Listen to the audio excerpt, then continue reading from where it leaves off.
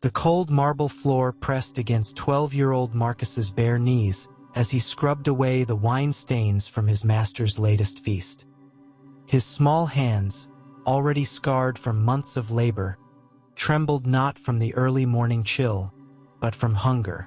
He hadn't eaten in 2 days. Above him, the magnificent frescoes of gods and heroes looked down with painted eyes that seemed to mock his suffering. In just a few hours, those same floors would echo with the laughter of Rome's elite, completely oblivious to the broken child who made their luxury possible. Marcus didn't know it yet, but this would be his last morning in this villa. By sunset, he would be sold to the gladiator schools, where children were turned into weapons for Rome's bloodthirsty entertainment. His story was not unique. It was the story of millions of young souls crushed beneath the marble pillars of the greatest empire the world had ever known. This is the untold story of Rome's youngest slaves, the forgotten children whose suffering built an empire. Their voices have been silenced by history, but their pain echoes through the centuries, demanding to be heard. What you're about to discover will shatter every romantic notion you've ever held about ancient Rome. This is not the story of gladiators and emperors that Hollywood sells you. This is the story of children who died nameless, faceless, and forgotten. The true foundation upon which Rome's glory was built. To understand the horror of being a young slave in ancient Rome, you must first grasp the sheer scale of this human tragedy. By the height of the Roman Empire, slaves made up nearly 40% of the population in Rome itself. That's roughly 400,000 human beings treated as living property in a single city. But the numbers only tell part of the story. The real nightmare lay in how Rome's entire economic and social system was designed to consume human lives like fuel in a furnace. Children entered this system through various doorways to hell. Some were born into slavery, the sons and daughters of slaves, known as verni. From the moment they drew their first breath, they belonged to someone else. Their mothers had no legal right to protect them, no power to keep them safe. These children often lived in cramped slave quarters beneath their master's villa, sleeping on straw mats, sharing space with dozens of other human beings treated as livestock. Others arrived through the slave markets, victims of Rome's endless wars of conquest. Picture a 10-year-old girl from Germania, torn from her burning village after watching Roman soldiers slaughter her parents. She would be marched hundreds of miles in chains, forced to watch weaker captives collapse and die along the way.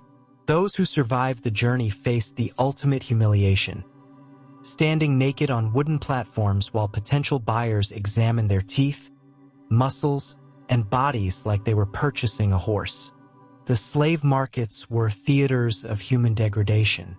Wealthy Romans would stroll through these markets the way we might browse a shopping mall, casually discussing the merits of different children. This one looks strong enough for the mines, they might say, or that girl seems pretty enough for household duties.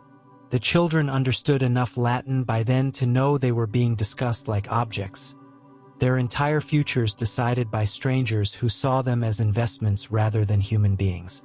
Pirates added another stream of victims to this river of human suffering. The Mediterranean Sea, which Romans proudly called Mare Nostrum, our sea, was infested with slave raiders who specialized in capturing children. These pirates knew that young slaves commanded higher prices because they could be more easily trained and would provide decades of service.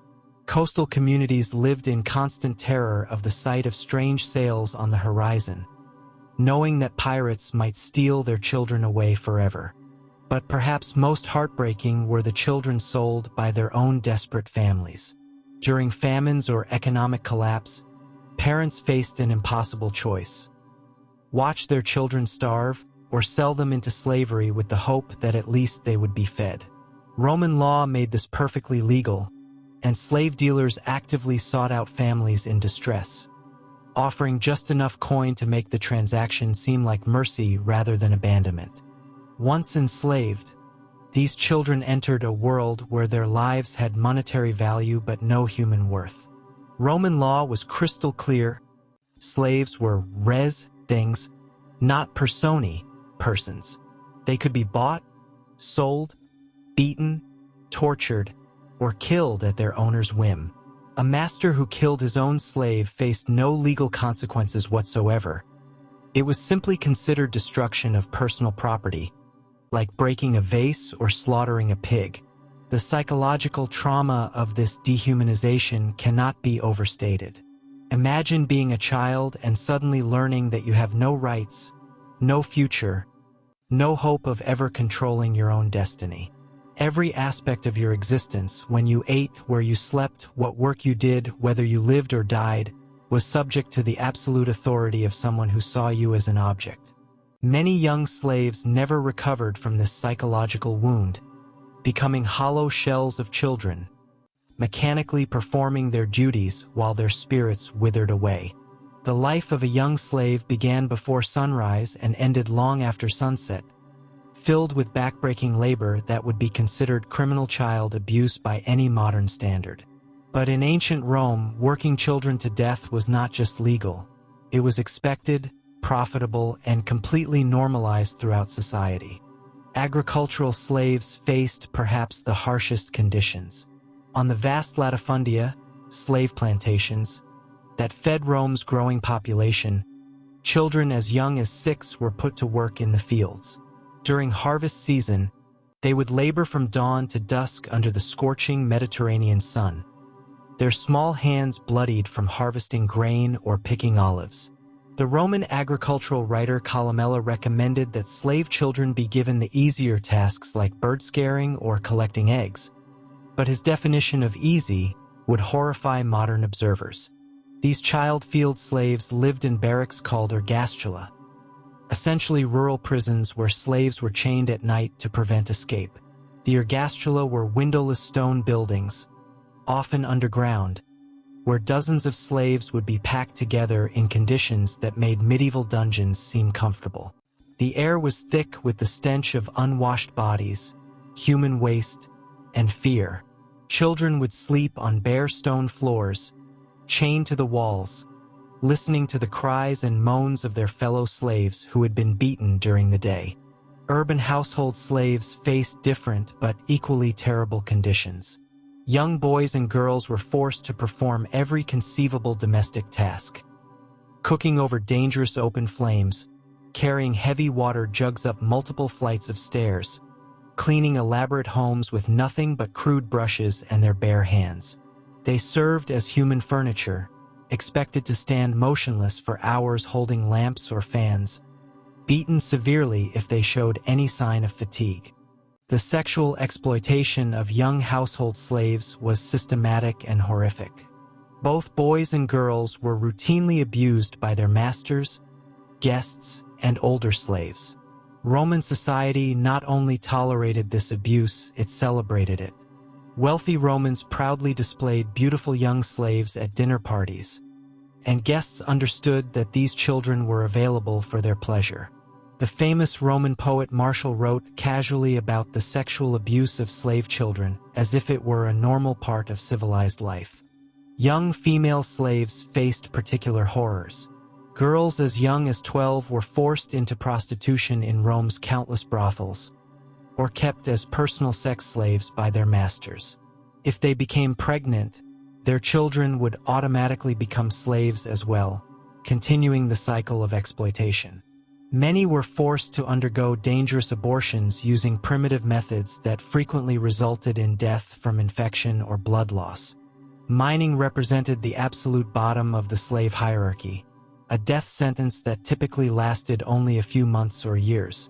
Young slaves sent to the mines in Spain, Britain, or other Roman territories faced conditions so brutal that death became a mercy. They worked in narrow, unstable tunnels, breathing toxic dust, with no safety equipment whatsoever. Cave-ins, poisonous gases, and exhaustion killed thousands of child slaves in Rome's insatiable quest for gold, silver, and other precious metals.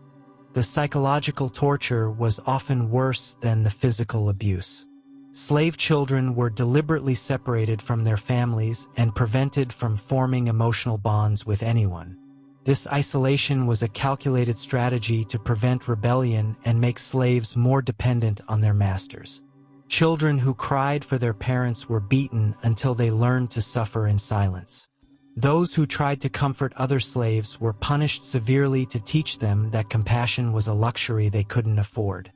Roman masters developed sophisticated techniques for breaking the spirits of young slaves. They would force children to participate in the punishment of other slaves, making them complicit in the system of oppression. A child might be forced to hold the whip that would be used to beat another slave, or to watch in silence as their friend was tortured. This psychological manipulation ensured that slaves saw each other as competition rather than allies, making organized resistance much more difficult. The clothing of slave children was deliberately designed to humiliate and mark them as property. They wore simple tunics made from the cheapest materials, often little more than rough sacks with holes cut for arms and head. Many slaves, especially those working in hot conditions like kitchens or bathhouses, were forced to work naked or nearly naked. This nudity was not practical. It was a constant reminder of their vulnerability and lack of human dignity. The slave markets of ancient Rome were monuments to human cruelty that operated with the efficiency of modern commercial centers and the moral emptiness of slaughterhouses. These markets weren't hidden in dark corners of the city. They were prominent features of Roman commerce, located in the very heart of the capital and every major city throughout the empire. The largest and most infamous was the slave market near the Temple of Castor and Pollux in the Roman Forum, where thousands of human beings were bought and sold every day under the shadow of Rome's most sacred monuments. Walking into one of these markets was like entering a nightmare designed by bureaucrats. Slaves were organized by category and displayed like merchandise in a department store. Children were separated into different sections based on their perceived utility. Pretty children for household service, strong children for labor, intelligent children for secretarial work. Each section had its own specialized dealers who understood exactly what Roman buyers were seeking. The process of preparing children for sale was a masterpiece of dehumanization. Young slaves would be stripped naked and their bodies oiled to make their skin gleam under the Mediterranean sun. Their hair would be styled and their faces painted to make them appear healthier and more attractive to potential buyers. Those with scars or other signs of previous abuse would have their wounds covered with makeup or positioned to hide the damage. The goal was to present these children as fresh, undamaged goods rather than the traumatized human beings they truly were. Slave dealers employed teams of specialists who could enhance a child's market value through various techniques. Trainers would teach young slaves basic Latin phrases and simple tasks that might appeal to buyers. Beauticians would use cosmetics and even minor surgical procedures to improve a slave's appearance. Some dealers went so far as to temporarily fatten up malnourished children or use drugs to make sickly slaves appear more energetic during viewings. The inspection process was degrading beyond modern comprehension. Potential buyers would examine children the way livestock are evaluated at an auction. They would force open the child's mouth to check their teeth, feel their muscles to assess their strength, and examine their bodies for signs of disease or defects.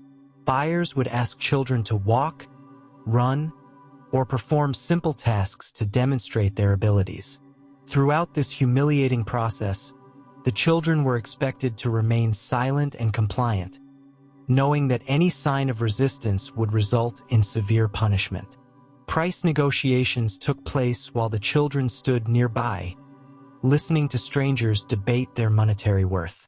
A healthy 10-year-old might be valued at anywhere from 500 to 2,000 denarii, roughly equivalent to $50,000 to $200,000 in modern currency, depending on their appearance, skills, and the buyer's intended use. Pretty children commanded premium prices, as did those with specialized skills like reading, writing, or musical ability.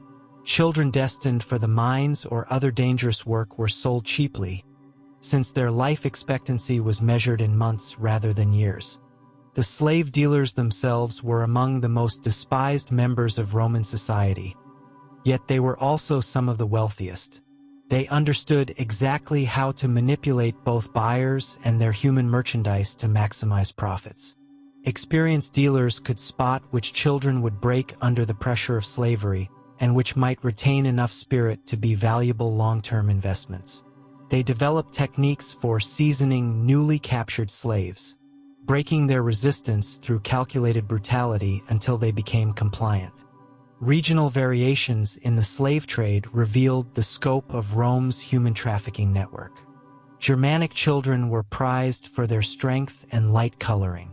Celtic children were valued for their perceived loyalty once properly trained.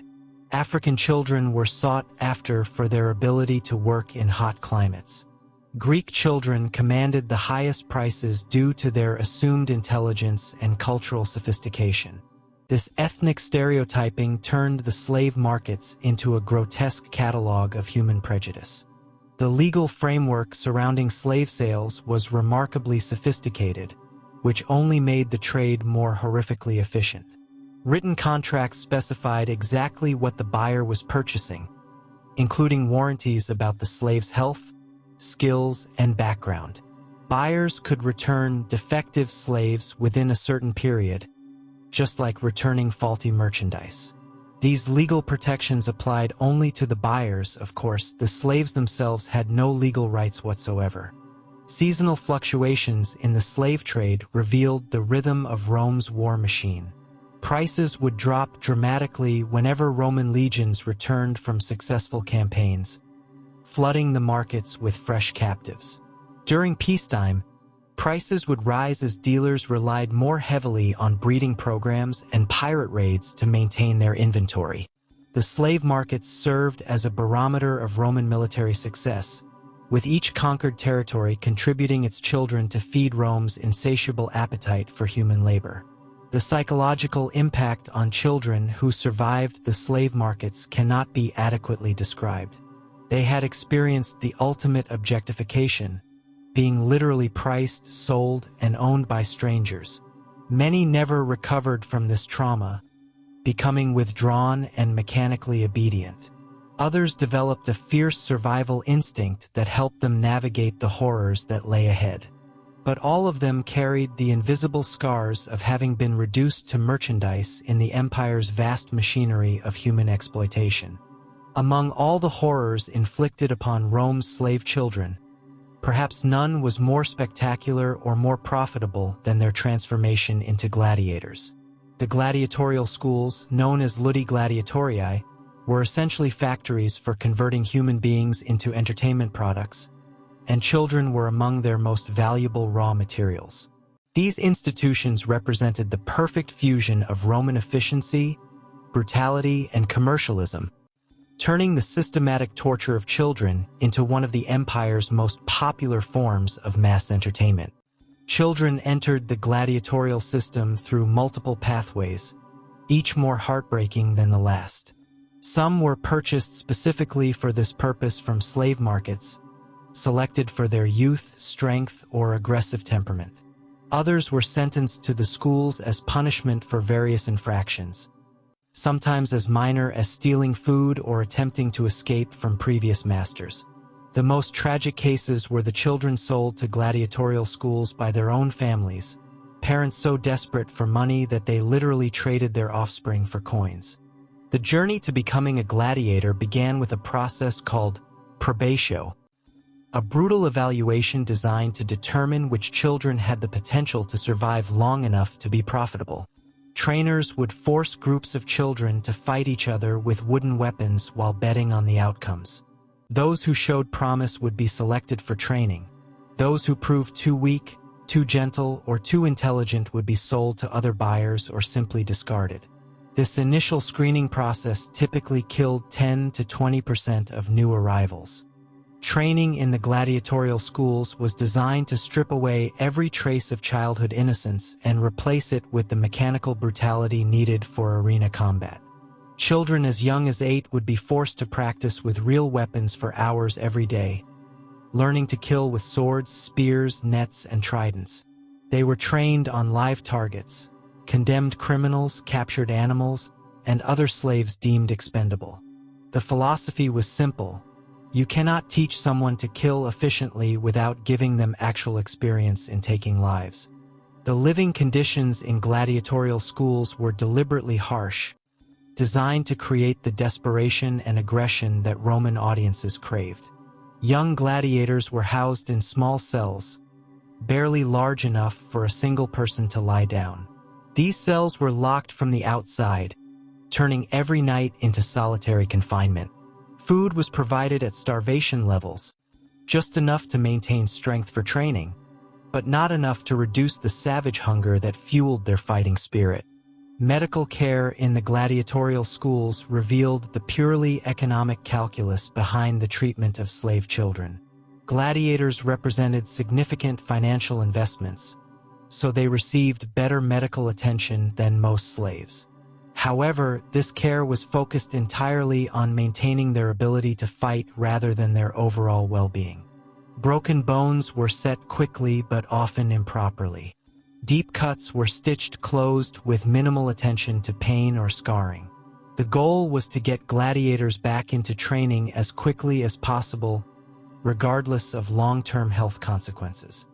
The psychological conditioning of child gladiators was perhaps the most sophisticated form of brainwashing ever developed. Trainers used a combination of extreme punishment and occasional rewards to create complete dependence on the school system. Children who excelled in training might receive slightly better food or sleeping conditions, while those who showed weakness faced starvation, beatings, or forced combat against much stronger opponents. This variable reinforcement schedule created a desperate need to please their captors, even as those same captors prepared them for death. Sexual abuse was endemic in the gladiatorial schools, used both as punishment and as another tool for psychological control. Young gladiators, both male and female, were routinely raped by trainers, guards, and sometimes by more experienced gladiators as part of their initiation into school culture. This abuse served multiple purposes. It reinforced the complete powerlessness of the children, it created additional psychological trauma that could be channeled into violence, and it satisfied the sadistic impulses of the adults who controlled the system. The specialization of gladiatorial combat meant that children were trained for specific types of death. Some became retiarii, fighting with nets and tridents, a style that emphasized speed and agility over brute strength. Others were trained as secutors, heavily armored gladiators who relied on defensive techniques and powerful strikes. The most tragic were the bestiarii, children trained specifically to fight wild animals imported from across the empire. These beast fighters had the shortest life expectancy of all gladiators, typically surviving only a handful of arena appearances. The economics of child gladiators reveal the calculated cruelty of the Roman entertainment industry. A well-trained young gladiator could cost 50,000 to 100,000 denarii, more than most Romans would earn in a lifetime. However, a successful gladiator could generate enormous profits through arena appearances, private exhibitions, and endorsement deals. The most popular gladiators became celebrities, their images sold on pottery, their names chanted by crowds, their fighting styles copied by aspiring warriors throughout the empire. Training accidents were commonplace and often deliberately orchestrated to eliminate weaker students. Practice sessions might involve real weapons rather than wooden training tools, leading to permanent injuries or death. Trainers would pit children against adult gladiators under the guise of advanced instruction, knowing that most would be killed or crippled. These accidents served as both cost-cutting measures and object lessons for surviving students about the consequences of insufficient dedication to their training. The graduation ceremony for completing gladiatorial training was itself a form of execution.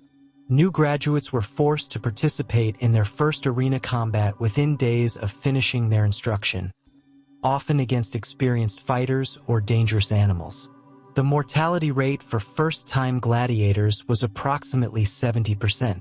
Those who survived this baptism by blood might live long enough to become experienced fighters, but they would carry the psychological scars of having killed other children to earn their survival.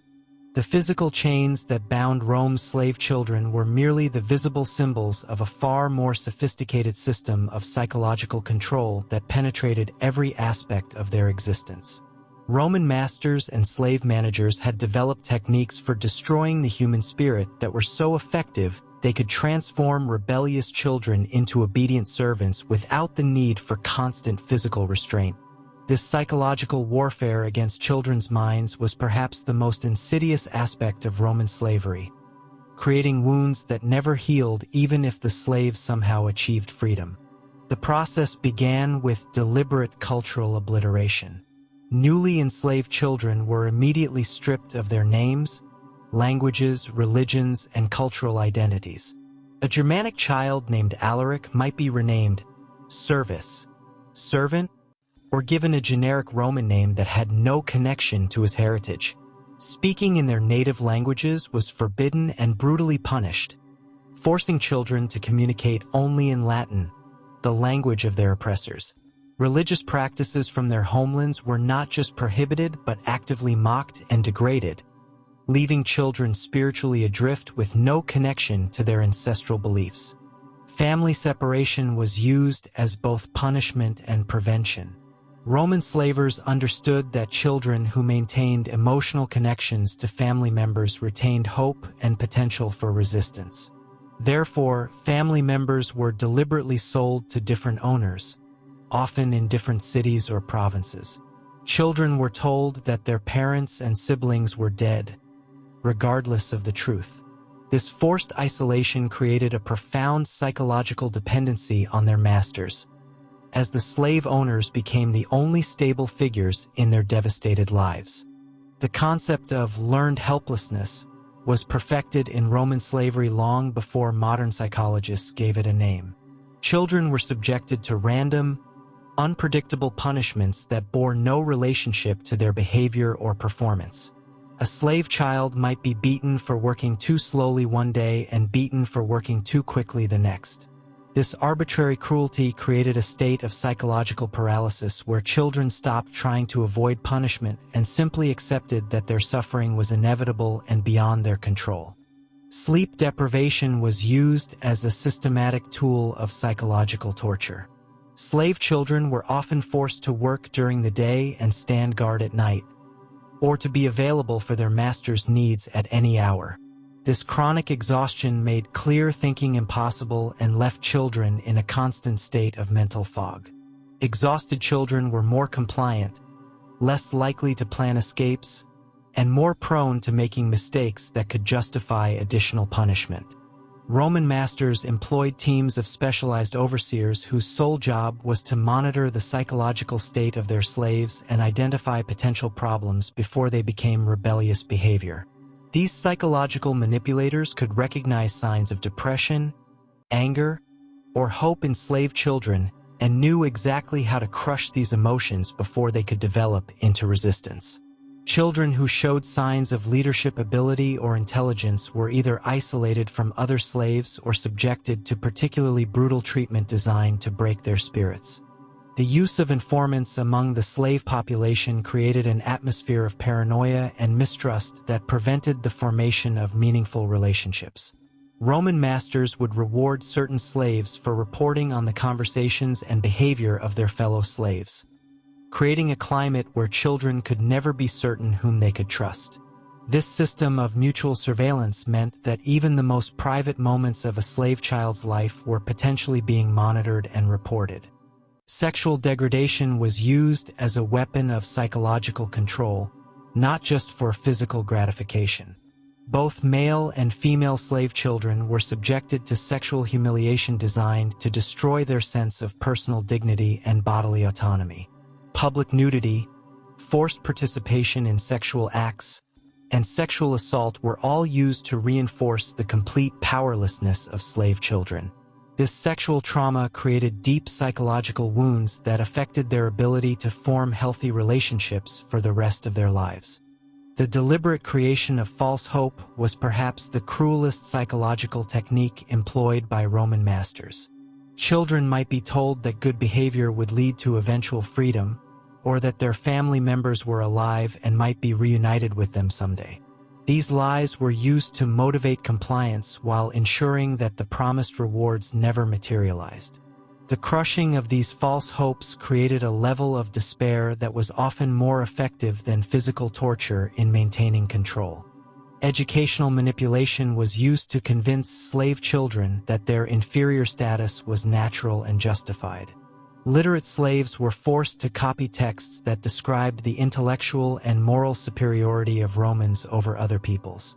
They were taught versions of history that portrayed their own cultures as barbaric and uncivilized, deserving of conquest and enslavement. This intellectual indoctrination was designed to make slaves complicit in their own oppression by convincing them that their enslavement was both natural and beneficial. The destruction of personal identity was so complete that many slave children began to define themselves entirely through their usefulness to their masters. They would take pride in performing their assigned tasks efficiently, not because they chose to do so, but because their sense of self-worth had been completely tied to their value as property. This psychological dependency meant that even slaves who were offered freedom sometimes chose to remain in bondage because they had no concept of who they might be without their enslaved identity.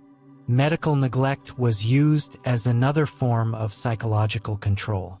Slave children who became sick or injured were often denied treatment unless their condition threatened their economic value.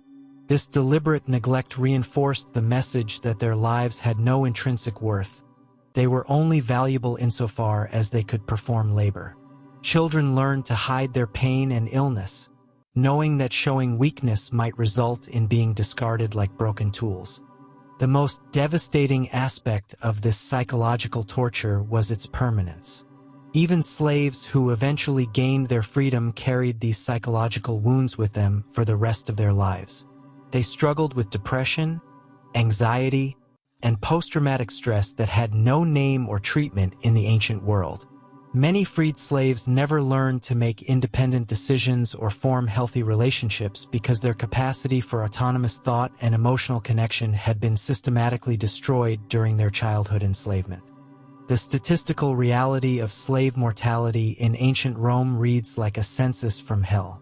The average recorded age at death for the slaves of the city of Rome was extraordinarily low, 17.5 years, a number that becomes even more horrifying when you realize it includes adult slaves who had somehow survived their childhood.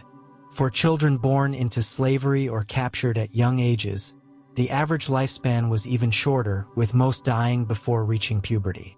These weren't natural deaths from old age or disease. They were the inevitable result of a system designed to extract maximum value from human beings before discarding them like broken tools. The causes of death among Rome's slave children read like a catalog of human cruelty. Malnutrition was perhaps the leading killer, as slave children were fed just enough to maintain their ability to work but not enough to support healthy growth and development. Their stunted bodies were more susceptible to disease, their weakened immune systems unable to fight off infections that healthy children might easily survive.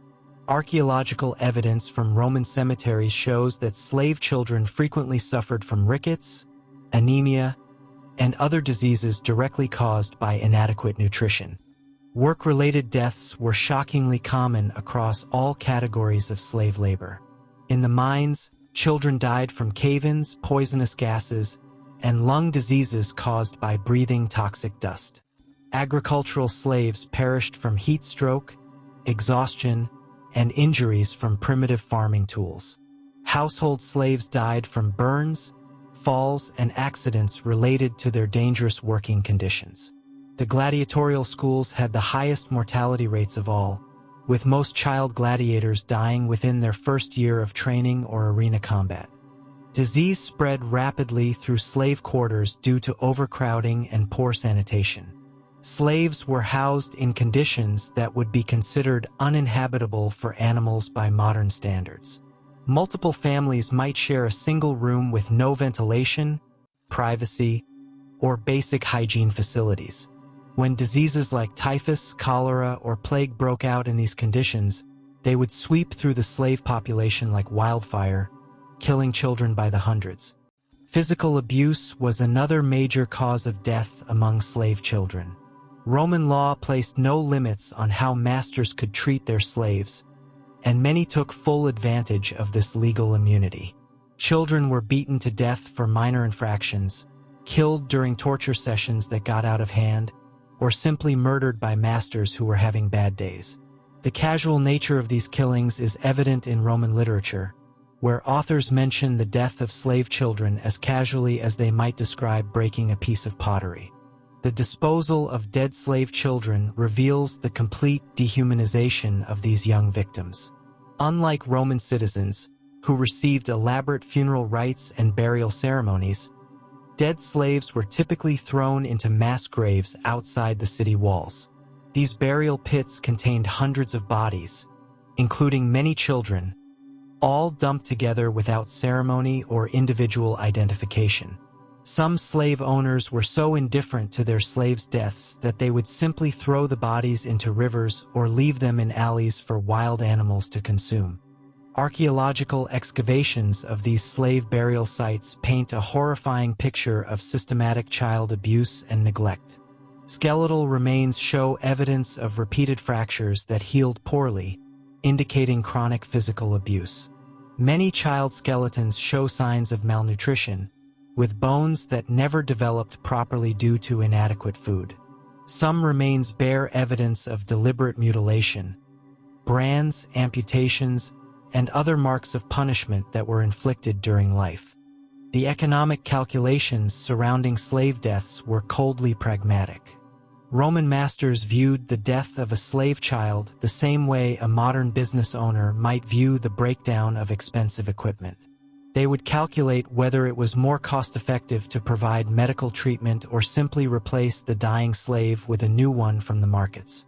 Given the constant supply of fresh slaves from Rome's military conquests, replacement was often the cheaper option.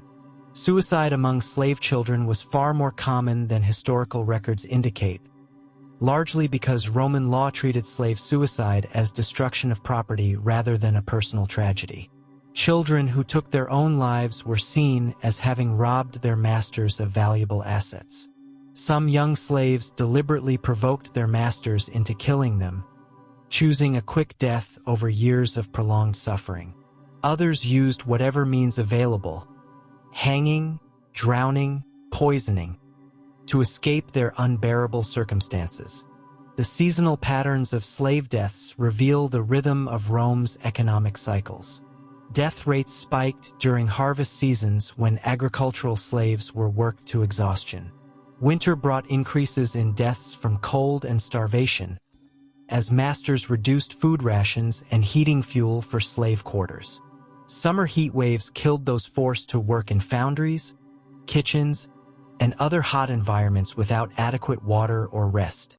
The psychological impact of constant death on surviving slave children cannot be understated. They lived in a world where their friends, siblings, and companions regularly disappeared, either sold away or killed.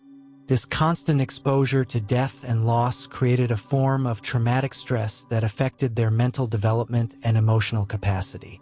Many surviving slaves described feeling emotionally numb, unable to form attachments because they expected everyone around them to die or disappear.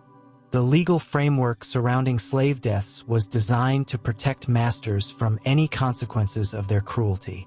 As long as a master could claim that a slave's death was accidental or the result of legitimate punishment, no charges would be brought. This legal immunity encouraged increasingly brutal treatment, as masters knew they could literally get away with murder when it came to their slave children. Today, as we face our own challenges with child labor, human trafficking, and systemic abuse, the voices of Rome's slave children call out across the centuries with urgent relevance. They remind us that civilization is not measured by the height of its buildings or the extent of its territories, but by how it treats its most powerless members. They challenge us to look beyond the marble facades of our own society and ask, whose suffering are we choosing not to see? Thank you for watching Silent Atrocities. I hope you enjoyed this video. If you want more absolutely insane, untold historical content that your teachers were too polite to mention, hit that subscribe button right now, like, share, and comment below. What other untold historical story would you like me to reveal? See you in the next one.